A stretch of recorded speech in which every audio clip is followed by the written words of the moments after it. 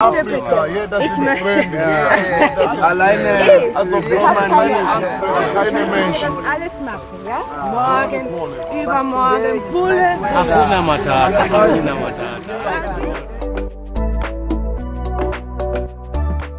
Welcome to our exploration of a complex and troubling phenomenon that challenges our perceptions of travel, exploitation, and human rights. Amidst the breathtaking landscapes and vibrant cultures of this continent lies a darker reality, a reality of exploitation, vulnerability, and injustice. This is AfriWorld. Thanks for watching. At the heart of Africa's tourism industry lies a troubling trend: sex tourism. While visitors flock to the continent in search of adventure and cultural experiences, others exploit its most vulnerable populations for their own gratification. What drives this disturbing phenomenon? Economic disparities, poverty, and lack of opportunities push many into the sex trade as a means of survival. The increasing number of white women looking for sex tourism in Africa is feeding a secret and suspect business connected to some particular travel agencies. These agencies never speak clearly of sex tourism, but will let the ladies understand they can live a wonderful adventure here and there.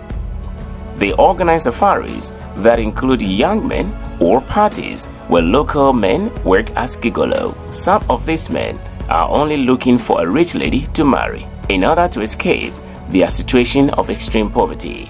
This means it will not be just the adventure of one night, but a problem for the next month or years in the lives of these women.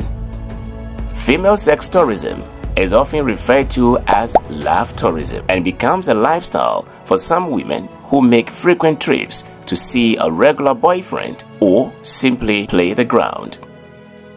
Some call it male prostitution, while others say it's just women doing what middle-aged men have been doing for centuries, taking up with someone half their age and giving that new friend an all-expenses-paid ride in exchange for satisfaction in bed and a new lease on life. While others say it's exploitation on both sides, some see it as companionship with the promise of a payoff at the end. I'm very happy. I have my friends with me on the island all the way from Belgium. So they're highly welcome. I think they enjoy it, I think. Chilling and doing nothing. No, you're doing something. I'm very happy that I'm here. The beautiful beaches of Kenya, Gambia, Tanzania, Karamu Beach in Lagos, Nigeria, and other beaches in Africa often attract mostly elderly women from Holland, Sweden, Britain, and Germany to these countries in search for these, some say, are frustrated lonely women left on the shelves of their countries. They come down in droves to Africa in search for love or sex. This growing number of women seek hidden destinations to explore sexual experiences without inhibition. Globally, the sex tourism industry is said to be valued in billions, and Africa receives a sizable part of this money, apart from wildlife tourism and others the continent is known for. Kenya receives a sizable part of this money, apart from wildlife tourism the country is famously known for. Gambia is another country feeling the impact of this sex trade. Because of the country's beautiful beaches, sex predators of both sexes flock the country. They prey on poor boys and girls from the slums.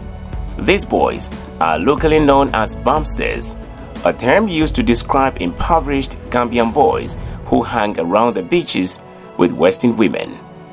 Some African leaders are no longer comfortable with the reputation of their countries being put on the line as a sex tourism destination. Most boys, instead of striving to make something out of their lives, prefer to depend on handouts from sex-hungry tourists. Some of these relationships are often arranged online before the women arrive in the country. Sometimes the relationships end in marriage contracts. Because of poverty, the parents of these boys turn blind eyes and often encourage the unwholesome acts of their children, throwing away their youthful years on these elderly women. These foreign women are seen as tickets out of poverty. Often the boys end up relocating with the women to their countries. Back in the women's countries, they become what is locally called houseboys or toy husbands. Glorified husbands indeed. So you can repeat after me. What would make you? Yeah? You will tell me that again? No, I will come back for the island. For him and for I. The end game is that the boys are interested in becoming the next of kin of these women instead of their biological children. Before then, in about 5 years, the boys will silently return to their countries and get married to girls selected by their parents. They will keep on returning to bear kids without their earthly wives being any wiser. The new wives are very much aware of the existence of the elderly wives, but don't care as long as dollars and euros keep on flowing into their bank accounts while they eagerly wait for the white woman to pass on.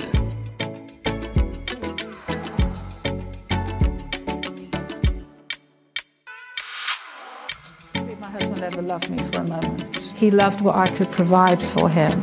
I was a means to an end. I was an opportunity. I was a target. I don't cry about lambing anymore. I feel I'm not going to let that happen to me ever again. They don't love you. They don't care about you. All they care about is getting that money. As we confront the realities of sex tourism in Africa, we must reaffirm our commitment to human dignity, equality, and justice by standing in solidarity with the most vulnerable among us.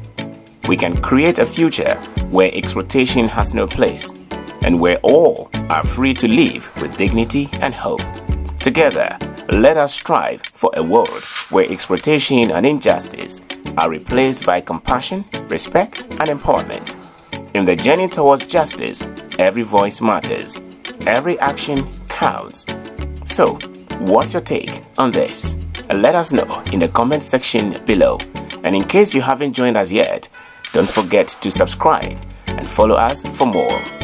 Let us join hands to create a brighter, more equitable future for all. Until the next, stay safe and stay blessed. Shalom. Peace.